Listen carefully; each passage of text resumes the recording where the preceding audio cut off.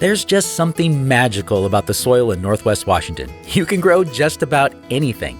Today I'm in Mount Vernon visiting Deer Table Farm, a small farm operation that is using this rich landscape to create a bounty of vegetables. The soil here is the best in the world. Yeah. So we're very fortunate to be in the Skagit Valley. Yeah, they say you can drop a penny in the ground and grow a penny tree here because the soil's so wonderful. Grace Lemley and Griffin Lehman are the owners of Deer Table Farm. And while both worked in the Seattle ag tech sales industry, their shared dream of getting their hands dirty brought them together.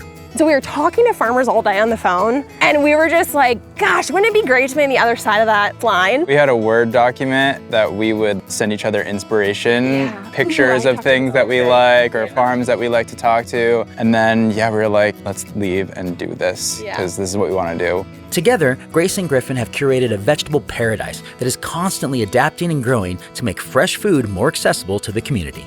We grow year-round, so a lot of that is like, we need to have certain crops and certain varieties that are better in the winter and certain things that are great in 90 degrees too in the summer. If we looked at our crop plan and added that up, it was like 96 different things and like 170 different varieties. And how much land? 6 acres. You guys are packing it in.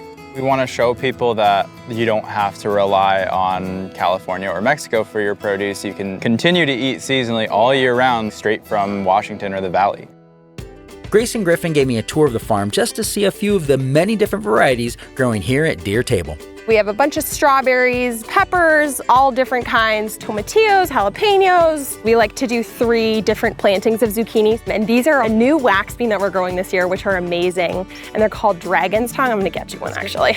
Look at that, you gotta try one. I mean, they're like juicy. Like you could just eat it raw, dip it in hummus. Those are really juicy. We sell them in a little boat. We call it a bean boat. 1 pound of them, and they've been like flying off the table at markets. Farmers are constantly facing new challenges in order to keep their crops productive and healthy. For Grace and Griffin, it's no different, even when they're farming with such nutrient-rich and magical soil.